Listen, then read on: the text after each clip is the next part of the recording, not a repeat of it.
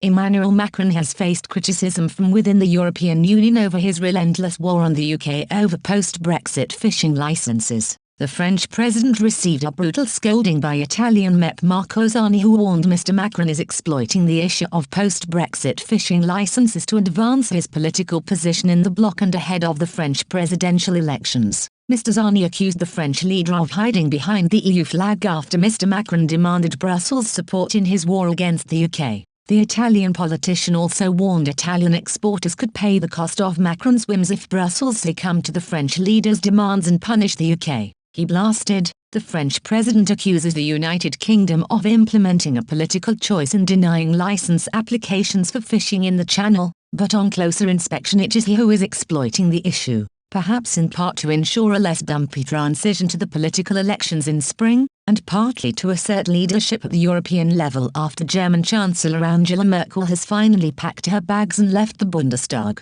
In the agreement signed by the UK and the European Union, however, the requirements for obtaining the license are very clear. Each request can be processed only in the case in which proof of having already carried out fishing activities in the channel that separates the continent from the kingdom. The famous proverb "clear pacts, long friendship" apparently does not apply to everyone, at least not for Macron, who also peremptorily stated on Friday that France will not wait for Christmas for the situation to unblock, and who defined the matrix of the problem as European by calling into question Brussels. The number one of the LSA therefore hides behind the European flag and asks for the intervention of the Commission to solve a problem to which, at national level, he is unable to give solutions. In other words, the Europeanism of individual interests, to which Berlin had already accustomed us, is now living its second youth in a French key, and it brings with it an unknown factor, which we hope will be averted, the worsening of relations with the United Kingdom, which should instead be considered a solid partner of Brussels both commercially and politically,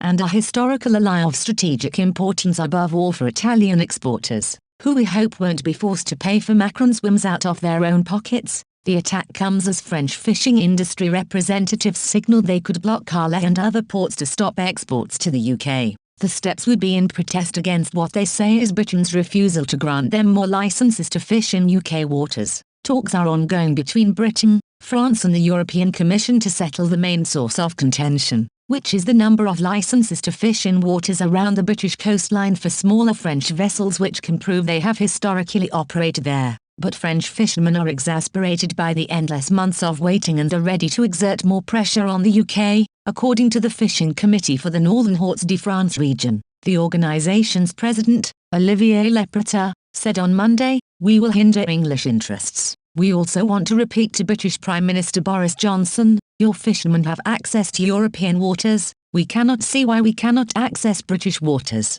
As was specified in the Brexit agreement, he did not specify what actions would be taken but said plans would be made by the end of the week. The cross-channel tensions over fishing have been long-running, with earlier rows leading to Navy ships being scrambled to Jersey amid concerns of a blockade of the island. On Monday, France's Europe Minister Clement Beaune said all options remain on the table in the fishing row. He said France wants a constructive solution over the number of licenses granted to trawlers to fish in British waters, which he described as still being not at all satisfactory. But he said Paris would consider taking action if the dispute is not solved, with threats including tighter checks and a ban on British trawlers landing catches in French ports. Meanwhile, the European Commission stepped up pressure on the UK in the dispute. Commission spokesman Tim McPhee said, "There's been some progress with the outstanding licensing request but the process is going too slowly." He added that the Commission will request an intensification of the process within a clear time frame.